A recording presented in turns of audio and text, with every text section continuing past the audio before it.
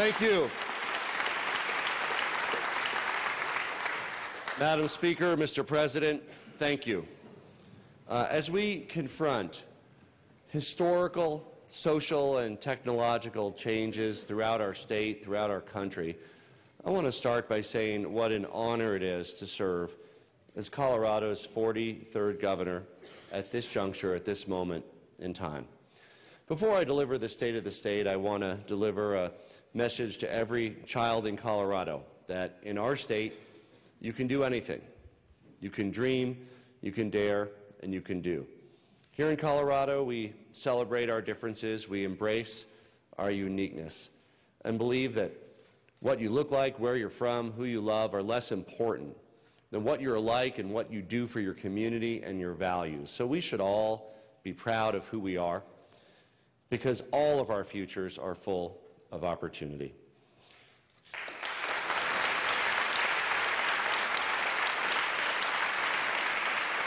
To all the new members of the legislature, welcome. I know there's a number of you. And to all the returning members of the legislature, welcome and thank you. And as a special shout out to the historic and record-setting number of women who are now serving in this building. You know,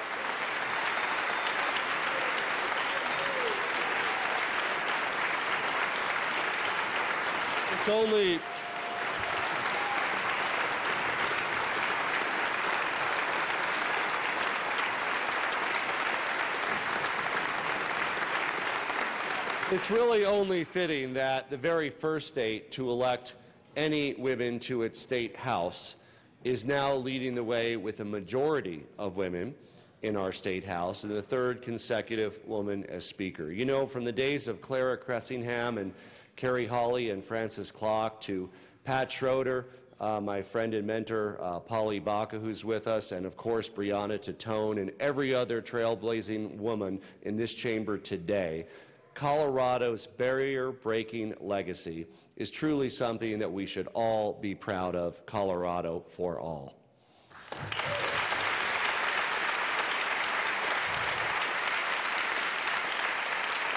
President Garcia, Speaker Becker, Leader Holbert, Leader Neville, members of the General Assembly, Lieutenant Governor Primavera, who's no stranger to this chamber, Chairman Harold Cuthair of the Ute Mountain Ute Tribe, Councilman Adam Redd of the Southern Ute Indian Tribe, who also assisted us with the transition, Attorney General Phil Weiser, Secretary of State Griswold, Treasurer Young, Secretary Salazar, members of the State Board of Education, and justices of the Colorado Supreme Court, Denver Mayor Hancock, and the members of our cabinet, my staff, and First Gentleman Marlon Reese. Thank you all for being here today, and thank you all for your support and good wishes over the past few days.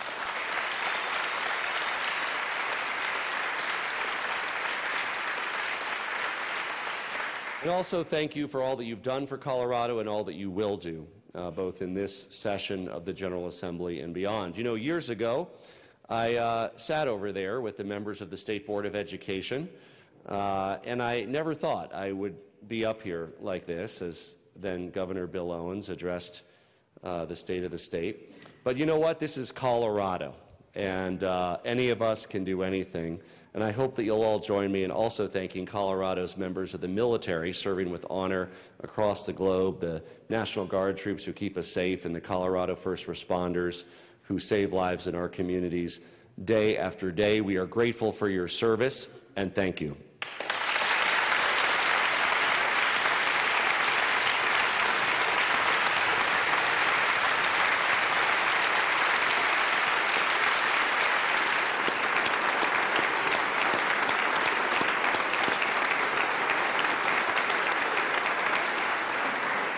I also want to specifically acknowledge our Indian nations, the Ute Mountain Ute Tribe Chairman Cuthair and Southern Ute Indian Tribe Councilman Redd, who are here with us today. Diane Primavera and I are eager to work with both of you and our tribal nations years ahead and to continue strengthening our government-to-government relationship here in Colorado.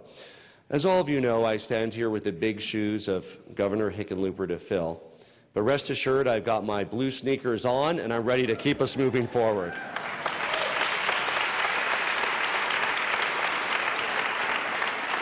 And you know what? I'm so proud, and Colorado is so proud of our amazing Lieutenant Governor, Diane Primavera, a healthcare leader, a former legislator, and one of the toughest people on the planet, working with me to help shape Colorado's future. Thank you, Diane.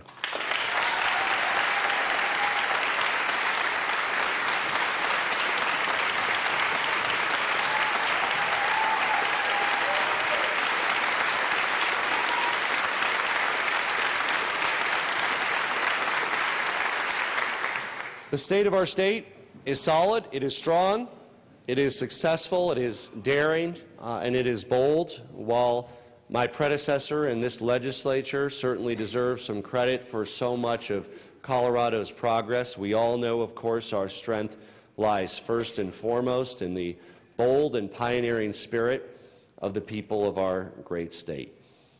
We all know that here in Colorado we climb the highest mountains, we look far past the horizons, we dream, we dare, and we do, and that spirit has been alive and well under the leadership of Governor John Hickenlooper as we overcame tough economic times to build one of the strongest state economies in American history.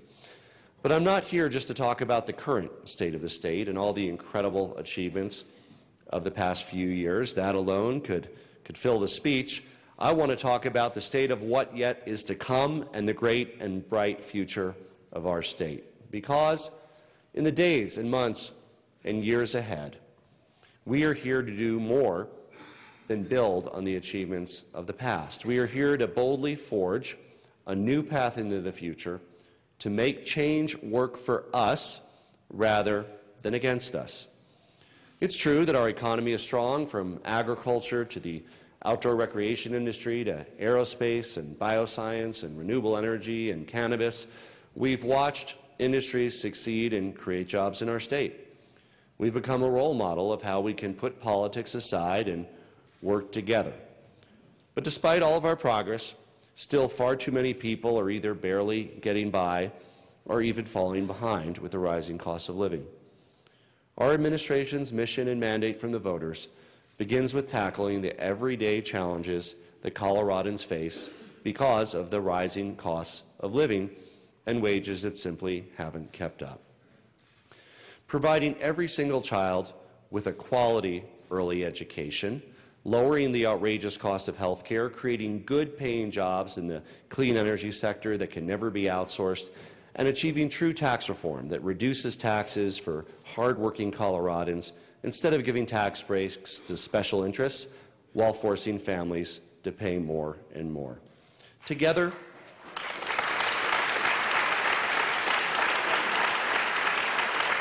you know what? Together we're going to build an economy where Coloradans from all walks of life across our entire state aren't just struggling to get by, but can thrive. Whether it's a small business owner in Eagle County whose health care costs are threatening their Colorado dream, or the farmer in Fort Morgan whose livelihood is threatened by drought, or the parents struggling to pay $400 a month for kindergarten tuition in Douglas County. To these Coloradans across our state, I want to say that our administration will work tirelessly to make our state work better for you, so that you can earn a good living, keep more, and share in our special way of life. And I know that this legislature will work hard towards the same goals, because every single one of us wants to see a Colorado in which everybody can succeed, a Colorado for all.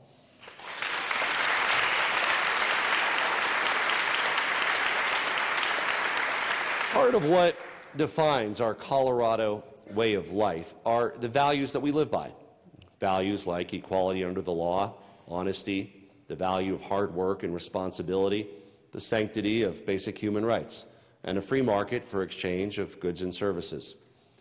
We see the erosion of some of these values in many quarters of our nation today, which makes them all the more precious for us to protect. Here in Colorado, we treat each other with respect. We reject efforts to intimidate immigrant families or tear children from their parents' arms. We don't tolerate bigotry or discrimination.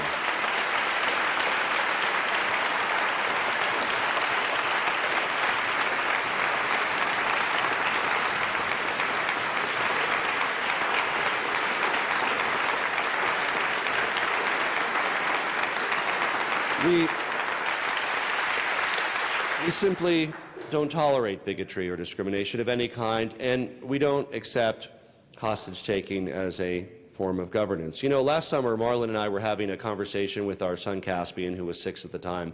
He wanted to know the difference between all the various political parties, Democrat, Republican, Libertarian, Socialist, Green, and so on. And at the end, he went over to his 4-year-old sister, Cora, and asked her, "What political party are you in?" And Cora responded without missing a beat, "The Happy Birthday Party." You know, it was one of those moments that every parent experiences when your child shows you wisdom you can't get from most adults. I think there are all times that we would all rather be in the Happy Birthday Party. You know, but that kind of wisdom will guide our approach to problem solving in that administration, because what truly matters most is not the letter next to your name or your party, which side of the aisle you sit on. What matters are, will our ideas and will your ideas be good for the state of Colorado? That is always the yardstick with which we will measure the legislation you pass, regardless of party. Will your ideas reduce health care costs? Will they improve our schools and help get kids a strong start? Will your ideas expand economic opportunity to more Colorado families? That doesn't mean that any of us should ever abandon our values. What it does mean is that mere partisanship should never stop us from embracing good ideas and taking bold action for the people of Colorado, who elected us to deliver, not to grandstand.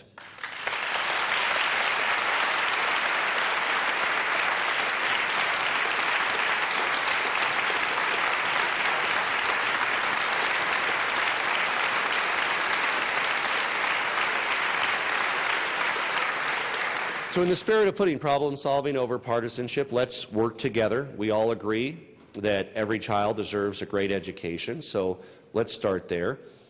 You know, if we want Colorado to be a place where every person can build a great life for themselves, where our economy can continue to grow, fueled by a skilled workforce, then our schools need to provide students with the tools they need to succeed. You know, one of the greatest joys of my life was starting the New America School and the Academy of Urban Learning, 2 public charter schools for at-risk youth, and really getting to see firsthand how kids who had fallen through the cracks in our education system could really take off and go on to achieve amazing things when they were given that opportunity. It's time for us to build a Colorado education system where every child, regardless of their zip code, their race, their parents' income, gets a great education that prepares them for a bright future.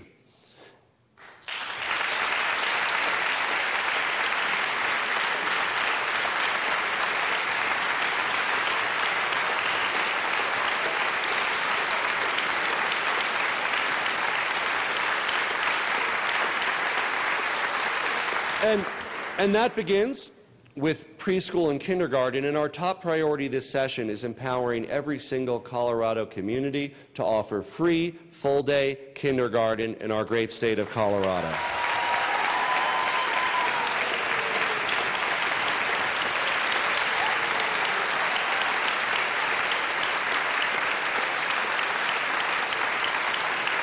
We also look forward to working with you to expand the number of free preschool slots to thousands of additional children.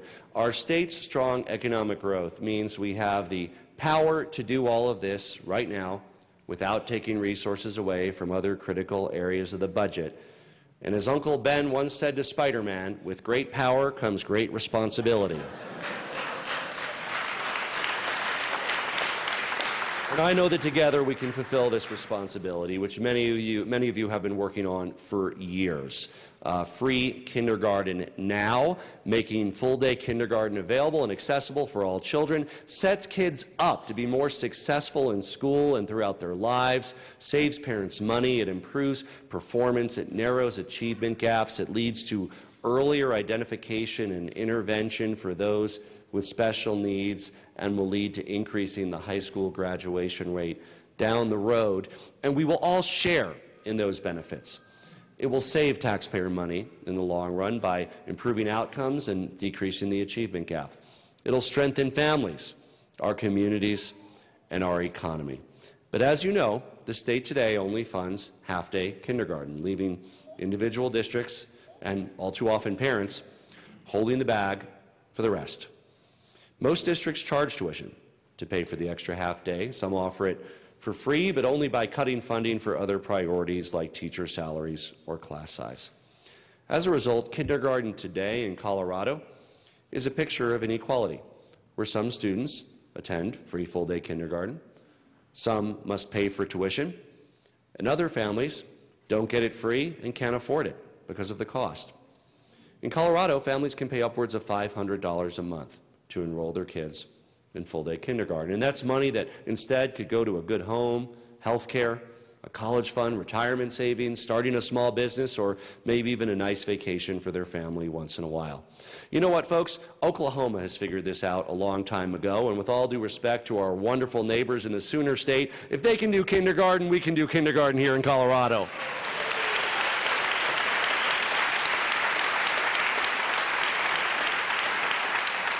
What we are proposing is a real meaningful expansion of early childhood education. It's an essential first step in our broader strategies for early childhood education in K-12, setting kids up for success right from the start. It'll free up district resources to get us even closer to the ambitious goal of making sure that every child who wants to can go to preschool in Colorado, with the families that really, you know what, people deserve, and we're committed to achieving quality early childhood education. And I want to be clear, when we talk about kindergarten or preschool, that's not a mandate either for parents or for school districts whatsoever. But for parents who believe that public kindergarten or preschool are the best options for their kids, and for school districts who want to offer these vital opportunities for families, we here at the state want to work with you to do everything possible to make that happen.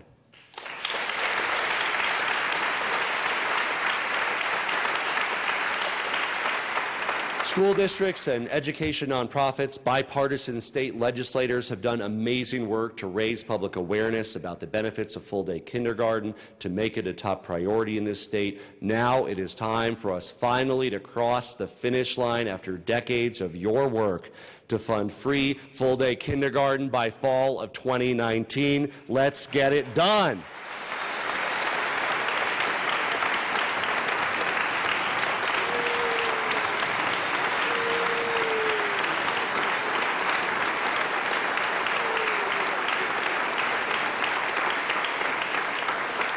Colorado has the fastest growing economy in the country. It's really time our students, our families, and our dedicated teachers shared in that success. And there's several other areas I think we can make real progress in education together by valuing our students and our teachers.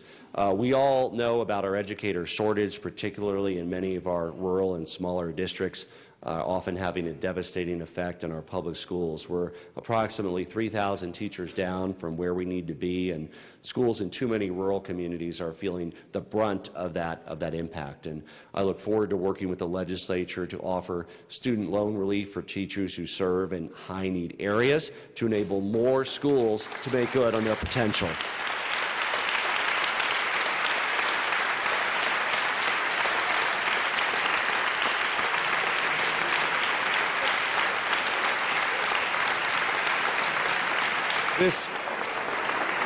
This kind of targeted effort will help provide our children with the very best education and help more hardworking educators afford daily life as indispensable members of the communities where they teach. And as you know, every day we entrust Colorado's educators with our children's safety, with helping them grow into successful, compassionate adults. And educators deserve our respect, our gratitude, and of course, to be compensated as the hardworking professionals that they are.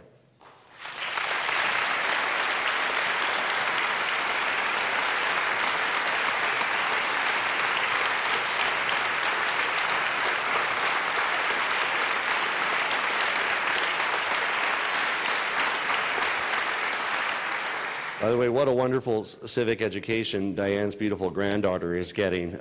Some of you saw our kids at the inauguration the other day, but we tried to return to normalcy and get them back to school. But Diane, your granddaughter is gonna get some great memories out of this. You know, more than 750,000 Coloradans for $19 billion in student loan debt. And I think it's important that we do what we can to lessen that burden by bringing additional transparency to the student loan process, providing some basic consumer protections for borrowers, to do everything we can to make sure that people aren't held back by what they needed to do to afford college.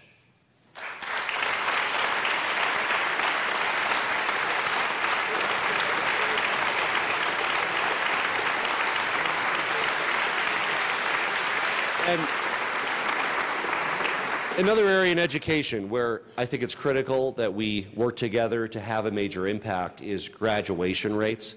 A high school diploma is more important than ever before in a 21st century economy. And it's not even just a high school diploma, it's also what skills or pathway you have to career in a growing sector that allows you to support yourself with dignity. And while we've made some progress over the past few years, Colorado is really in the middle of the pack of the states with regard to our graduation rate from high school. I want to applaud the work of Colorado's Education Leadership Council, which has done admirable work shining a light on this problem and others, as well as examining and recommending how it can be solved. We need to invest in proven programs that prevent students from falling through the cracks and work with local communities to provide students the support they need to succeed in high school and in life. And that means recognizing that it's often hard for a student to learn if they're hungry or homeless or struggling with trauma or mental illness. And I know that there's a number of thoughtful and innovative proposals here in the legislature to improve behavioral health resources for our schools, and I look forward to working with you to help our most vulnerable students overcome the barriers they face and graduate from high school as healthy and productive adults.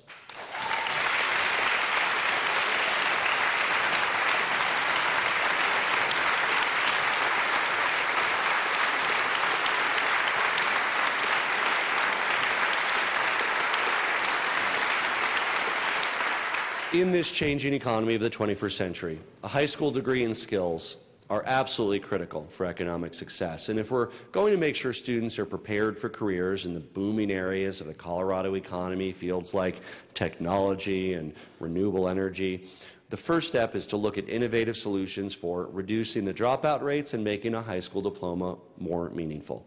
You know, when our students rise, our state rises even more.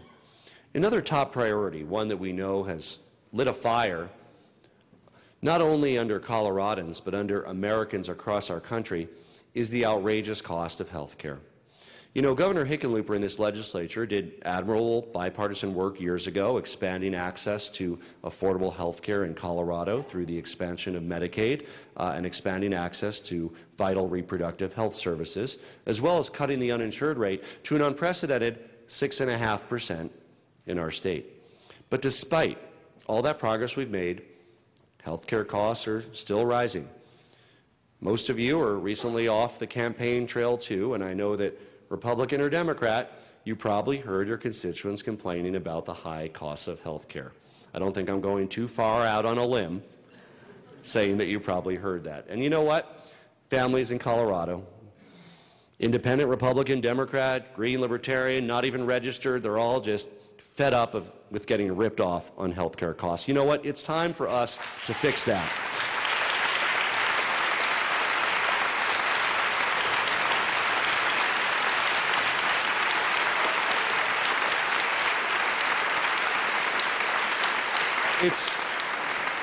It's time to be bold, folks. It's time. It's time for us to build a healthcare system that makes sense, where market forces produce savings rather than extra cost, where no person is to choose between losing their life savings in the home or losing their life.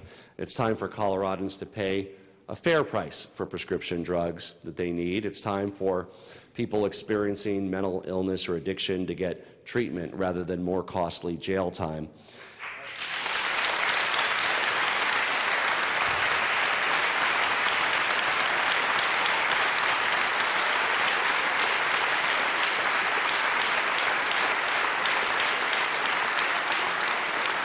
And in that process of supporting families, we want to make Colorado as family-friendly as possible. And as a first step on our budget package coming up next week on the 15th, I will be including a formal request to provide parental leave for all state employees.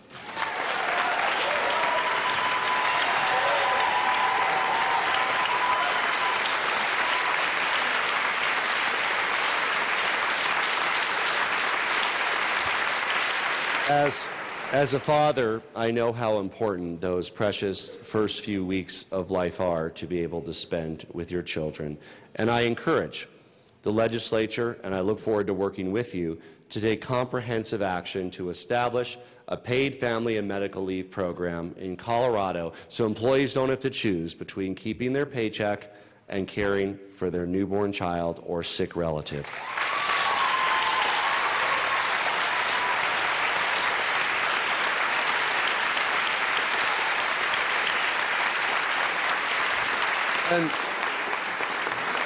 And look, you know, if all of this that we're talking about was easy, it would have all been done already.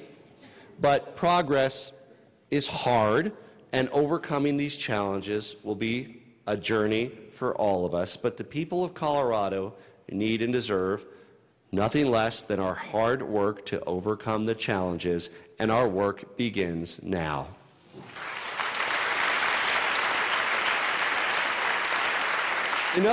Another step we're taking to save money on health care is the creation of the first ever Office of Saving People Money on Health Care. Now, we don't want to give this office a bureaucratic or fancy name to make it sound important. We want to give it a simple name because it is important. Led by Lieutenant Governor Primavera, the Office of Saving People Money on Health Care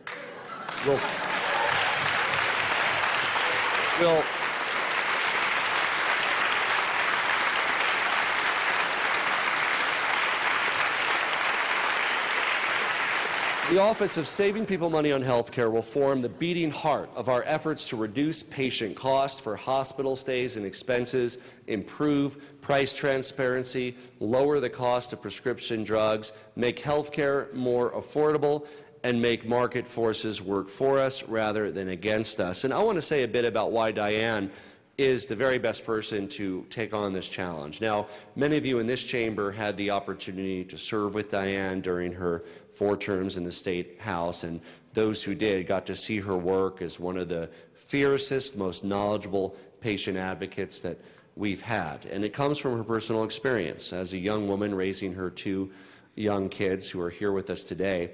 Diane was diagnosed with breast cancer and told she had less than 5 years to live. She knows firsthand how our healthcare system makes getting sick even harder, often by robbing people of their financial security at the same time they're struggling to reclaim their health. Diane survived cancer 4 times, got well, worked hard for Colorado, raised 2 amazing daughters who are here with us today, one of whom works for the state, and she's dedicated her life to helping others get quality, affordable health care. We couldn't ask for anyone better to lead our administration's efforts to reduce health care costs.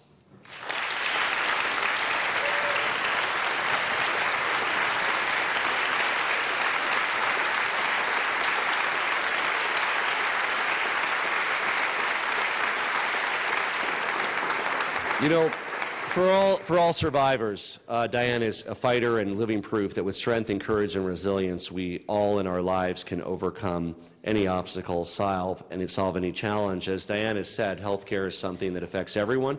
Doesn't matter your political belief, your faith, or your lack thereof. It's not a partisan issue. It truly affects everybody, and we've all had family and friends affected. You know, I think another issue gripping our state is we simply must get to work to get a grip on the opioid epidemic, which has taken thousands of lives in our state.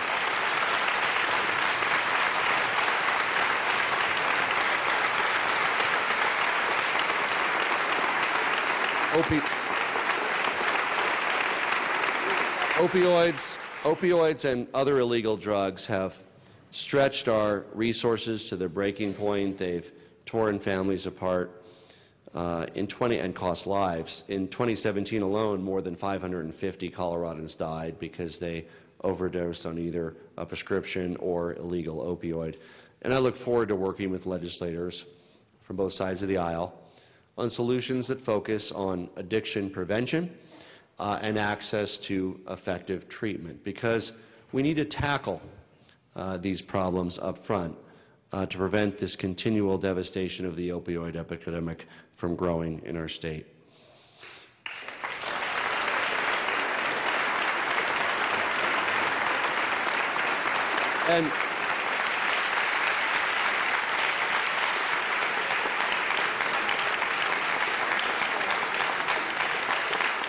And we must tackle the outrageous healthcare costs facing Coloradans in rural and mountain counties in western Colorado. There is no reason that somebody should lose their home or their savings trying to keep up with the cost of health care. There's no reason a family that lives in Glenwood Springs or Gunnison should pay twice as much for health care as a family in the Denver metro area.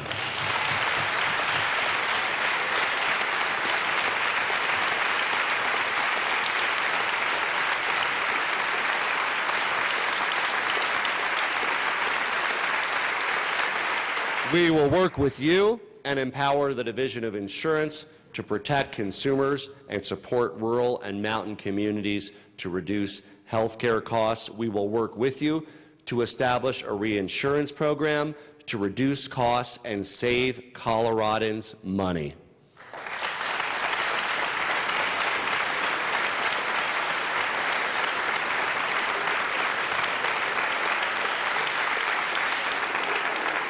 A reinsurance program for the highest cost cases is a proven solution to reduce health care costs. It's worked in other states. It's one we should embrace in Colorado to save small businesses and individuals money. And finally, we will address the appalling and increasing cost of prescription drugs.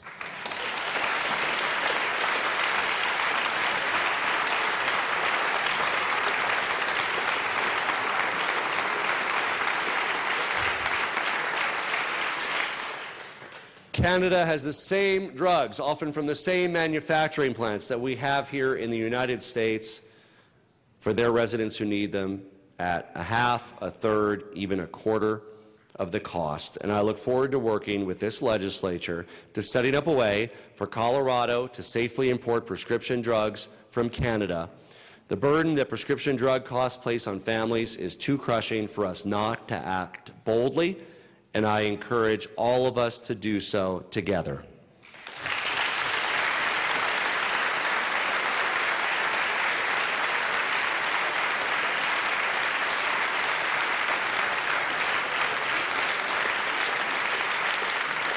You know, of course, our ultimate objective is to work together to bring universal, high-quality, affordable health care to every family in Colorado.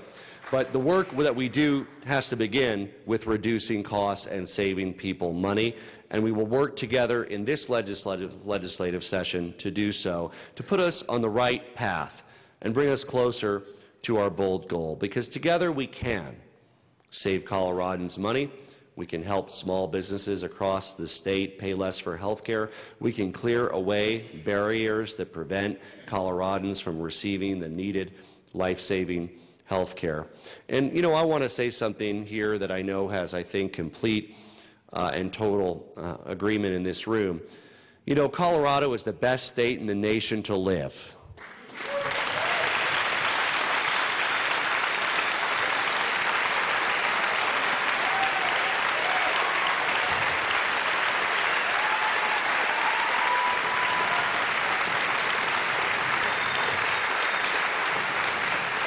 Frankly, it isn't even close. And you know what? It's our job to keep it that way. Here in Colorado, we pride ourselves on our unbeatable quality of life, the breathtaking beauty of the state we proudly call home, protecting our special way of life for ourselves and for future generations is one of the most sacred responsibilities that we share. That's on us. Not only do our majestic mountains and plains provide endless opportunities to enjoy our natural world with friends and family or to find solitude, they also are vital for our economic success. Colorado is now proudly the home of the Outdoor Retailer Show, a testament to our collective commitment to our public lands.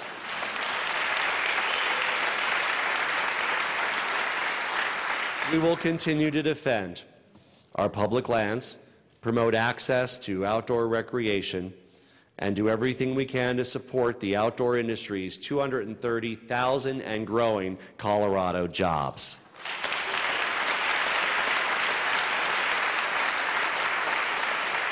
While the outdoor recreation economy continues to find opportunity in rural Colorado, we also want to double down on supporting Colorado's rich farming and ranching tradition.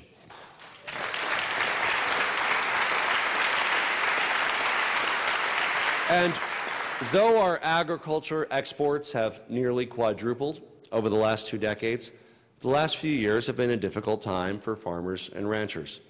Volatile commodities markets, a damaging trade war from Washington, an increasingly serious water shortage are all making life harder all too often for the men and women who work in or own farms in our agriculture industry.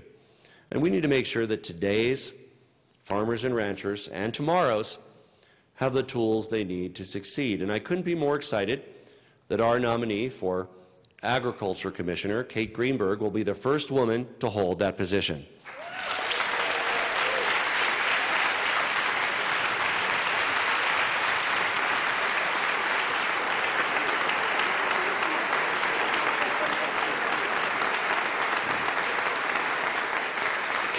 Kate has spent her career focused on the future of farming rather than the past, which is exactly what today's challenges call for. The lifeblood of our agriculture industry is water, which is why we must commit to continue the bipartisan and sustainable funding for the Colorado Water Plan.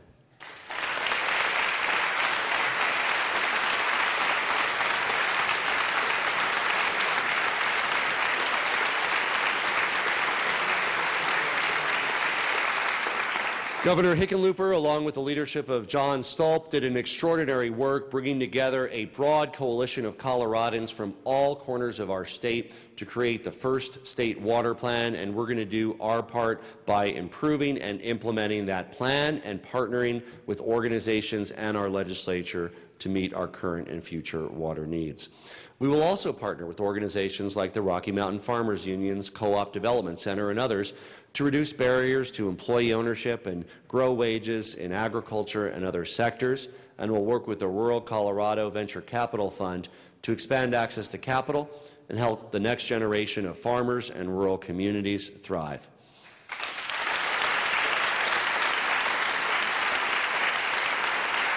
And we'll make good on the promise of industrial hemp here in Colorado. With our world-class universities like Colorado State and Adams State, which are at the forefront of hemp innovation, and with the leading hemp manufacturers and cultivators already here, we want to seize on this opportunity under the most recent National Farm Bill to help make Colorado the national leader in industrial hemp production.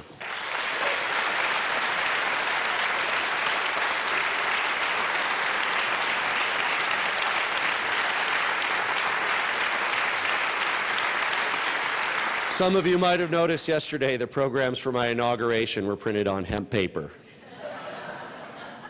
And when we talk about protecting Colorado's way of life, yes, we need to acknowledge and talk about climate change.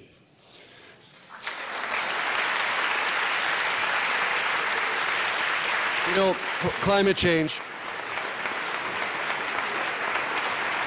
change is a scientific reality. It's real. There's no pretending otherwise for the farmers and ranchers who are facing historic water shortages. There's no pretending otherwise for the 46,000 men and women who work in Colorado's ski industry and see their jobs threatened by decreased snowpack.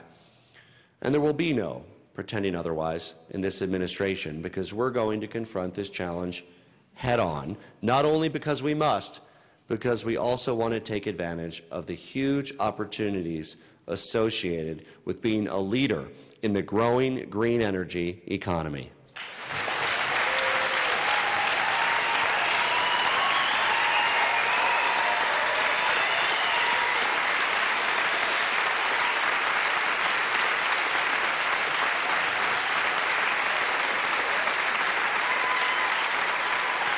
I launched my campaign for governor in Pueblo at an all-solar coffee roasting company just 10 miles from the Vestas wind turbine factory, which employs 800 Coloradans today, building out the renewable energy economy. And I did so to demonstrate that our commitment to reaching 100% renewable energy by 2040 is not just about climate change. It's also about saving money for consumers with cheaper energy. It's about making sure that good-paying green jobs of the future are created right here in Colorado, and it's about making the future work for us. And today the work begins to set Colorado on a course to reach that goal. That means modernizing both our grid infrastructure and streamlining our regulatory processes to ensure that all Coloradans are able to reap the full suite of benefits associated with swift adoption of renewable energy. It means working to electrify our cars and buses and trucks, and it means taking advantage of modern technology to use energy more efficiently, cleaning our air, making Coloradans healthier, and saving consumers money in the process. As governor, my goal is to work with you to lead the statewide transition to a clean, sustainable, growing, and prosperous economy, because it is an imperative for our climate, our security, our health, and economic growth for all Coloradans to address climate change.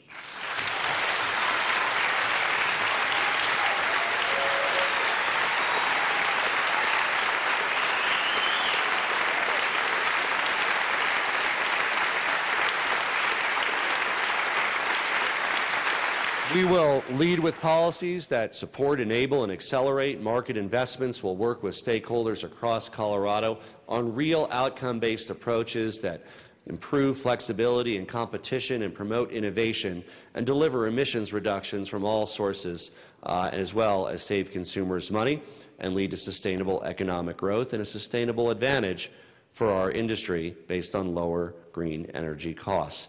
We will build upon the significant work and commitment by communities, businesses, and people across our state. Today, 62,000 people are employed in advanced energy in Colorado. Xcel Energy has committed to achieving 80% carbon reduction by 2030 and 100% carbon-free electricity by 2050. Communities like Pueblo and Summit County and Fort Collins and Denver and many others across the state have embraced strong climate goals. We're already leading the way forward right here in Colorado, and we will work every day to build on that process. You know, make no mistake, with price declines and technological advances, the move toward renewable energy is already taking place, and it will only accelerate. But as we embrace the renewable energy future, we also need to do right by the men and women in today's energy workforce, some of the hardest working people in Colorado.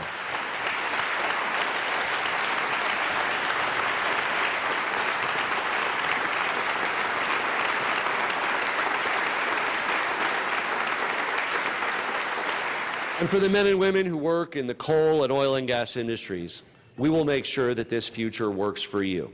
We will embrace the skills and experience that Coloradans from all backgrounds bring to the table, because we need their help. And yes, your hard work will be needed and rewarded at every step of this transition. And we will continue to support the communities that these jobs have sustained to ensure that they can thrive too as part of our growing renewable energy economy. Creative financing mechanisms that exist today can ensure that consumers pay lower rates as we move to renewables and help provide for a just transition that is fair both for workers and for the broader communities that are directly impacted by this change. Colorado has always been and must always be a place where we respect the dignity of hard work.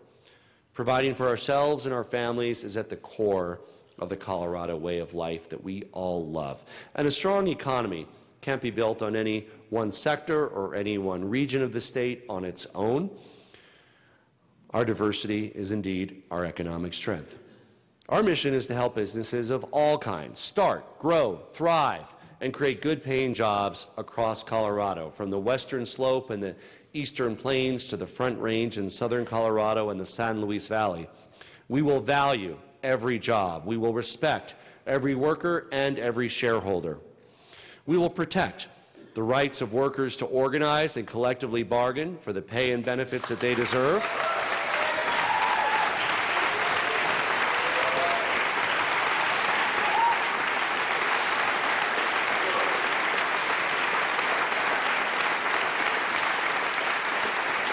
And we support the rights of shareholders to govern their companies. And just as we stand up for workers in good jobs, so too we stand up for our communities. They have a right to have a voice when it comes to industrial activities within their borders that affect their quality of life and economic vitality. And yes, it's time for us to take meaningful action to address the conflicts between oil and gas drilling operators and the neighborhoods that they impact.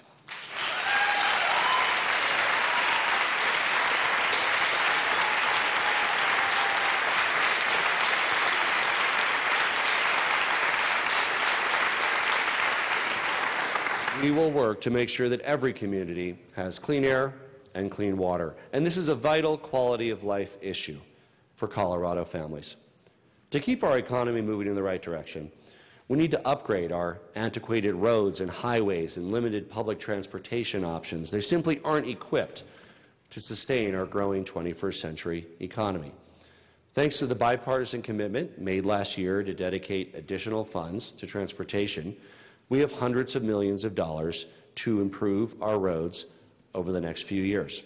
Now, that's a strong foundation to work from, but as we all know, it's not enough to meet the challenge, and we need to come together around a bipartisan funding mechanism to meet our current and future transportation needs that the voters of this state will accept and will continue to help our economy grow and Colorado to prosper.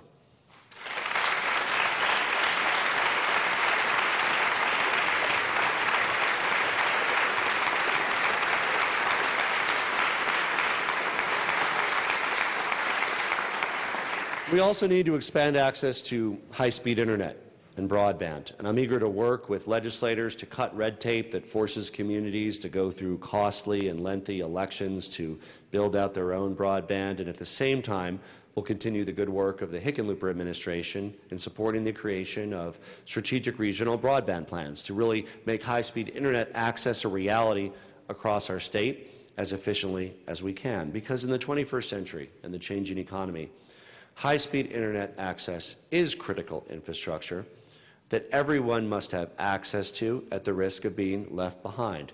So let's work together to make sure that no one in our great state gets left behind.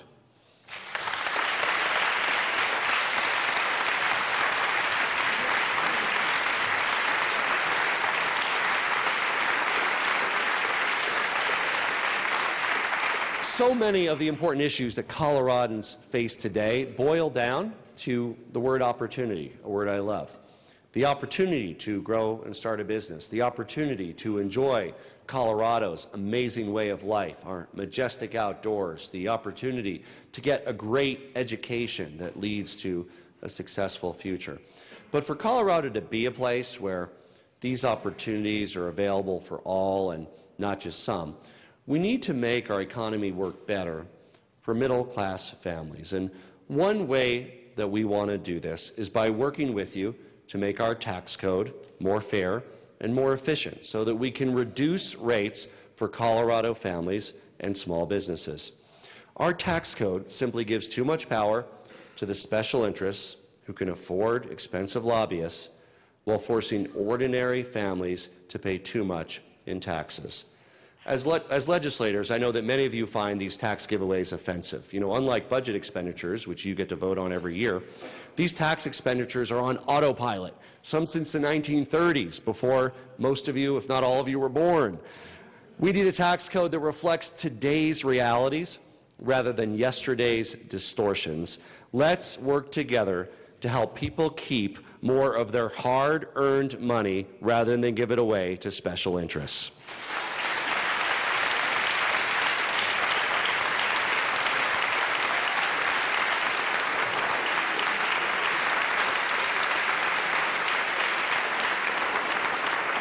The legislature and the auditor thanks to your efforts, have gotten off to a good start by closely examining these various deductions and finding out which ones are being exploited at Coloradans' expense. And I want to work with you to close these loopholes and pass the savings on to families by lowering the income tax rate. For instance, many of the changes in President Trump's tax reform law were giveaways to the most influential corporations in the country. Some big businesses pay less, while many families here in Colorado actually have to pay more.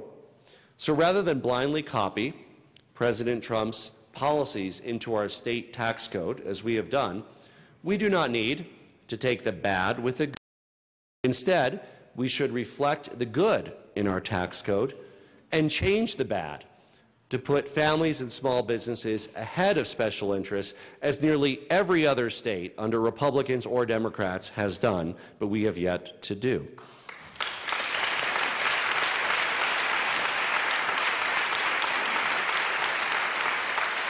Also, 90% of the retailers in our state are small businesses. It's time to cap the vendor fee, which is a giveaway to the largest, most influential and profitable retailers in the nation, and use the savings to lower tax rates to benefit small businesses and millions of working Colorado families.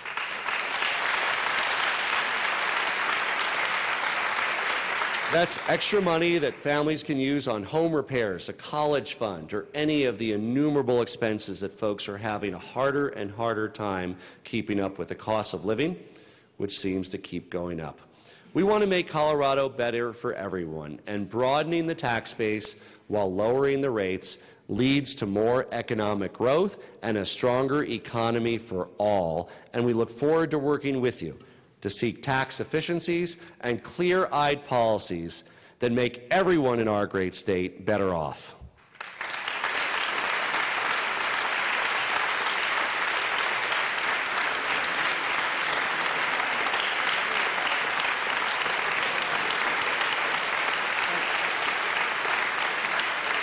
And to be clear, our tax reform proposals will not change how much money the state collects or affect investment in public priorities one way or the other. It's simply about who pays. It asks the largest, most influential corporations to start paying their fair share so that individuals, families, and small businesses can pay less and don't have to pay for the tax loopholes that others benefit from. As we address these inequities in our tax code, so too we must address the inequities that are built in our criminal justice system.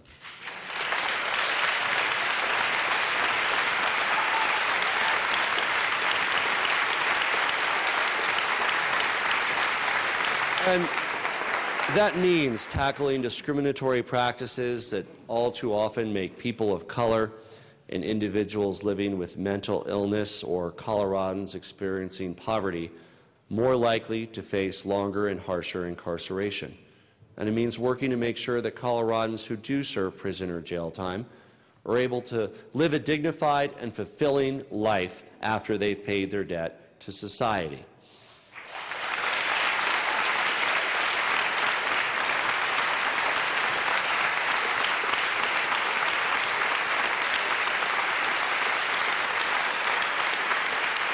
Criminal justice reform is an economic necessity, a human rights necessity.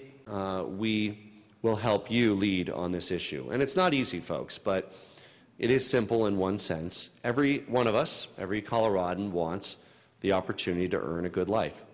And if we can break down those barriers that hold us back by bringing high-quality early education to every family, lowering health care costs, creating good-paying jobs here in Colorado, and saving families money on their tax bill, we can help families get ahead. And what makes Colorado unique isn't just the boldness of our ideas, it's the resilience and the spirit of our inspiring people who make change happen, who truly bring bold ideas to life.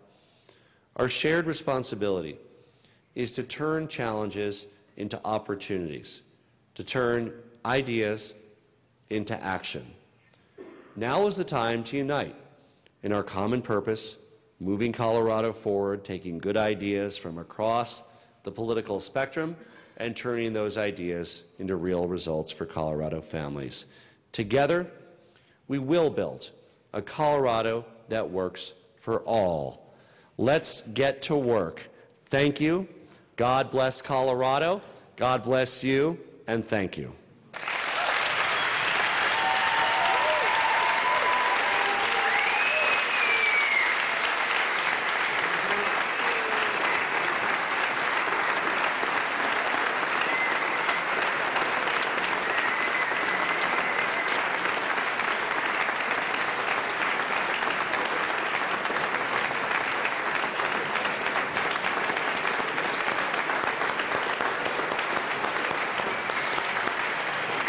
Thank you. Thank you, Governor Polis. Will the committee escort the governor to his chambers?